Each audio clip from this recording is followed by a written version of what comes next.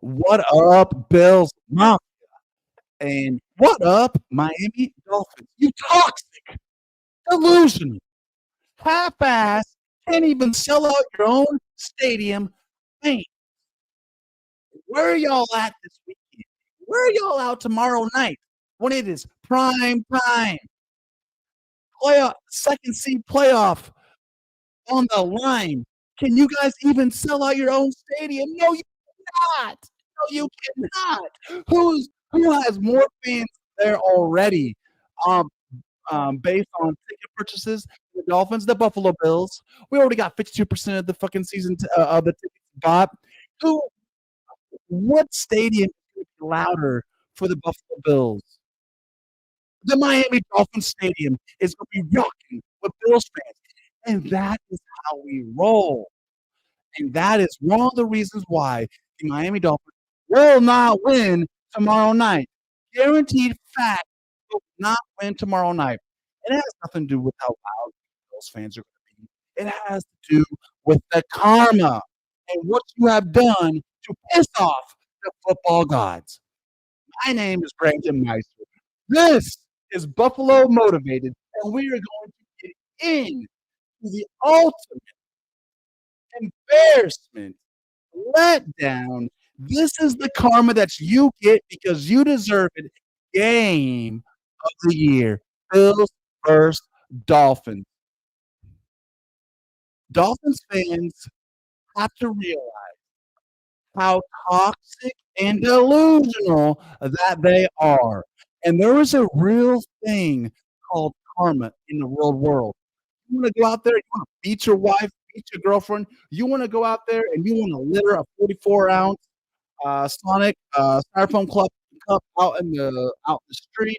You want to go out there to lie, cheat, and deceive. Guess what? Karma's going to get you in the real world, right? It comes back around. It is real. You know what's also real? The NFL. What we do, what humanity enjoys in masses as people for a purpose. It's real. And so when you have a fan base out there, delusional as hell, and y'all follow TD Finstock, he's your ringleader of delusion, of lies, of toxicity. You, if you make that toxicity, lies, and delusion ubiquitous within your fan base, and you try to matriculate that throughout the rest of the NFL, throughout my team, throughout some team in the NFC, you think that the football gods want you guys to actually win a playoff game and to like fix your 21, 20-year, 22-year drought without winning a playoff game stretch? No. Do you think that the football gods, want that type of fan base to actually win the Super Bowl? No, they don't. They hate you guys. So you will not win this Sunday strictly because of that. Not even take into account how much better our players are than yours, and injuries, things like that. Boys like this, Josh Allen, pimps like this, holding up the Buffalo Bills coat chain. What is really going to come down to is the hate that you have to put out. You will not be allowed to win. It is not going to happen. Just put that down. And if you want to fix it, I'm not. If you want, I don't want to tell you guys how to fix it. But if you want to fix it, you know how it starts? Humbling yourself, which will never, ever, ever, ever happen. So I shouldn't have to worry that much about it. But be respectful to other NFL teams. Say, oh, you know what? We lost. Good job. You know what? We won. But you know what? That player on your team, you know, they did really good. You know what? You guys are going to go a long ways in the playoffs. That is what the Bills do through and through as a fan base. And if you think about it, you never want to be on the football gods radar. You don't want to be. Like, the only people who are on the football gods radar who ever had success is Tom Brady, the New England Patriots. And that is because Tom Brady, the football gods cursed Tom Brady, the flabby body, with the slow 40 speed, with the sixth-round draft pick, and being put on an asshole, a toxic person like Bill Belichick's team. But you know what? He overcame. He overcame. He beat back the football gods. You know what? They said, "You know what? We respect that. I'll give you 6 championships. We'll give you 7 Super Bowls. We respect you. Cool. Go ahead, Tom Brady. You beat our ass. We respect that." You know who else is on the football gods radar? The Buffalo Bills, the New York motherfucking Jets. Oh, we are not on the same radar for football gods as the Miami Dolphins are. We are there to make them laugh. The Jets and the Bills give them humility. Like they make them smile. They say, "Oh, you think you got this playoff game won? Oh, here, I'll give you a music miracle rope." Ha ha ha! Hey, oh, you know what? You think you go to the Super Bowl? You think you go to the Super Bowl versus Chiefs and AFC champion? You know what? I'll give you 13 seconds right in your face. It just makes them laugh. Oh, Jets, you think you're going to be really good when Sam Darnold comes out? Oh, you know what I'm going to do? I'm going to give him COVID for the first 5 weeks of the season. Like, we make them laugh, but that's not nearly as bad as making the football gods despise you. And that's what the Miami Dolphins do. And so it all comes into true form, true motion when you get to the end of the season. And the Miami Dolphins have been good all season, or they have been winning all season. But what happens every single year? They fall apart in December. They literally crumble. They disintegrate. They cannot keep up. And what that is that is like the football guys think, "Oh, we want to get your hopes up. Get your hopes up here, up here, up here. Ah, we're gonna crush those." You know why? Because you deserve. And Miami Dolphins fans, man, you will never, ever, ever, ever, ever get over this hump of not winning a playoff game in 21 years, 22 years, or winning a Super Bowl until your man TD Finstock and you guys as well humble yourselves and actually become real humans on this earth and respect everything around you, but you're not capable of it. So, and I mean, think about it. Think about it. Think about it. All right. Do you guys remember when Buffalo Bills played the Miami Dolphins about 8 weeks ago or so? And the Miami Dolphins had just beat the Denver Broncos like 70-20. You know how much chattering do we Bills fans have to put up with how bad our ass is about to get kicked by those Miami Dolphins? Even though we had just beat them, well, like we have beat them 11 times, lost twice, and one of them was a fluke. It don't matter. The chattering keeps starting. It keeps going, keeps going, it keeps going. And then what happens? We beat them 48-20, stomped, just like normal, just like regular, just like we all knew was going to happen. Okay. And so we ended up humiliating them, making them look like who they really are as human beings on the inside. We actually portrayed their soul, a feeble fragment, a withered POS of weakness, portrayed us for all to see. But how long did that last? About 12 days. About 12 days. They win one game after that. Guess who's putting that mouthing back out there? That toxicity. That, oh, y'all got lucky. Oh, we're going to beat your ass next time. That negativity towards the football gods, the Miami Dolphins fans. So that win that we had against them, 48-20, mind you, humbled them for about 12 days. Guess what? They won. It went away. Now, guess what? They've had this ridiculous best season that they can ever remember being alive season going on. And what has been happening?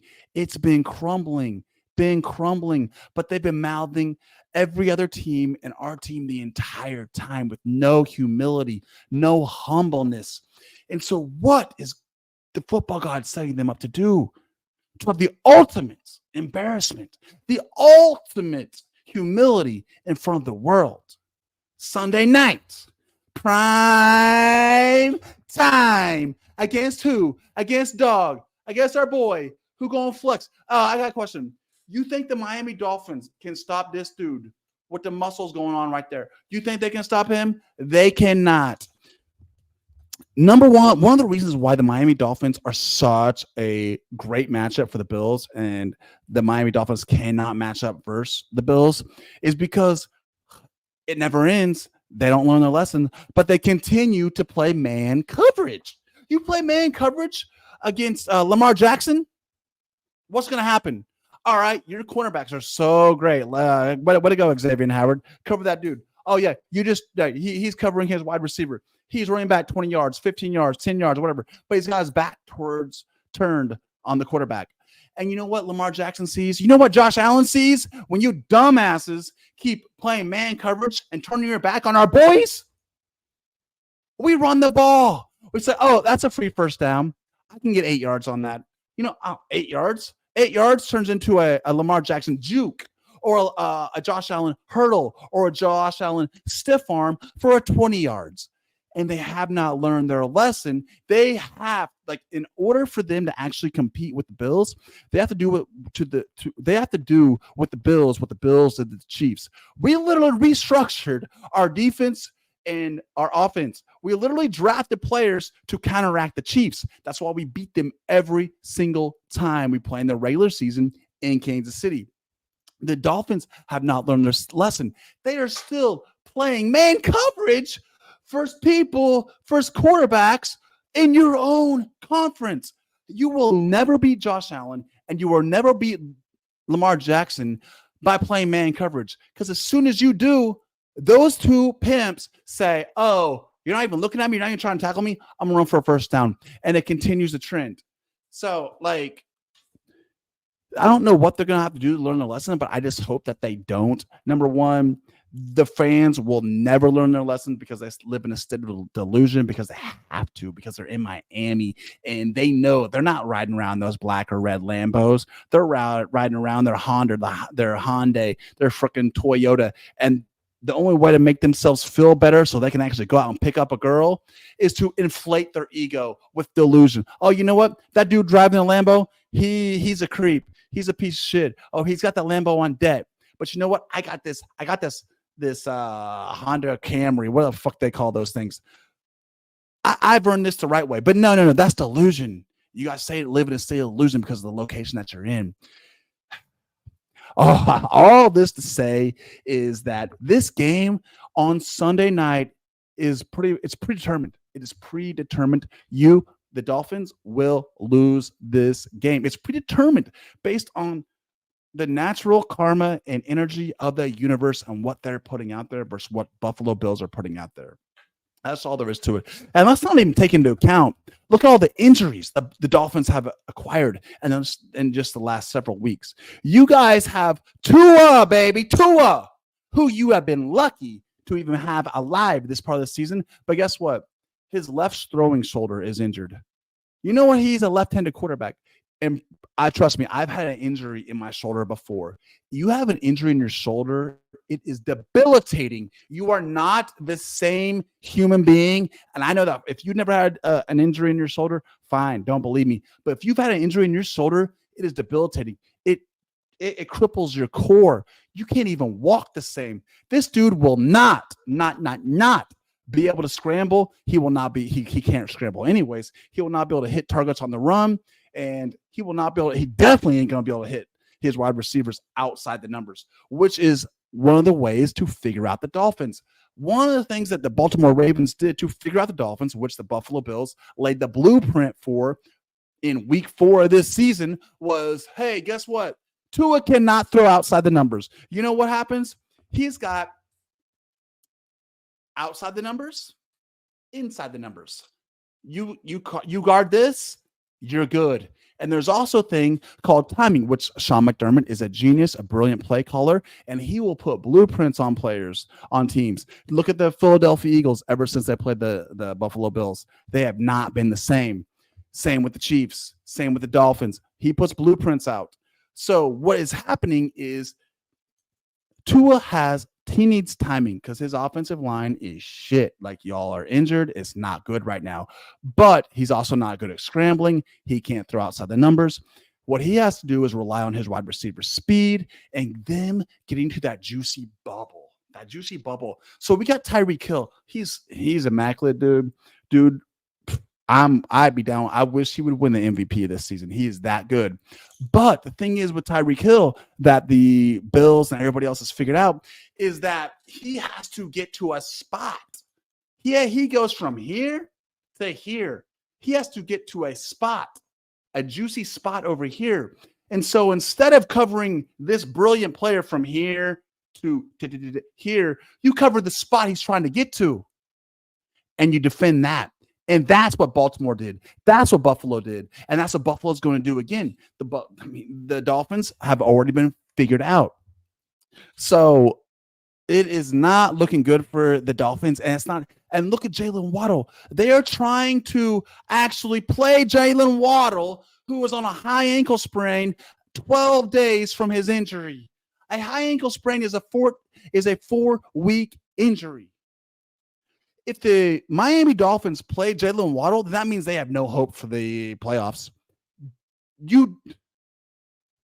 Number one, I hope y'all play him. I hope y'all play him because we will bruise him, we'll beat him, and he will guaranteed re-aggravate his high ankle sprain, so he will not be the same for the rest of the playoffs.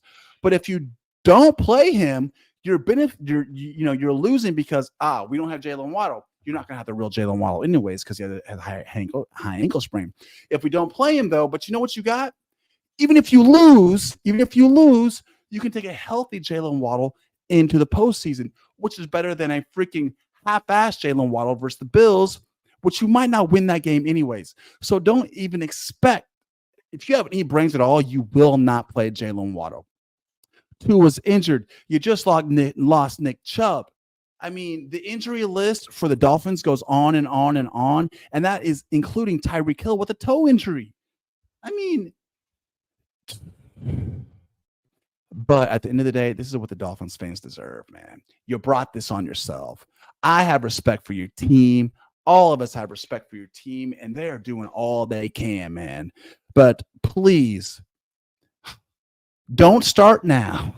And don't start within the next 2 weeks. Please start next year. Be more humble. Bring on that football karma. Like, stop being delusional and stop trying to follow TD Finn's talk with that toxic, delusional, psychopathic behavior because you feel inferior. Just get to where you are. Be happy where you are. And you know what? That's the only way to break the curse that you got. It's not even a curse. It's just a fucking outright hatred by the football gods that you currently own. My name is Brandon Meister. This is the Buffalo Bills Motivated channel.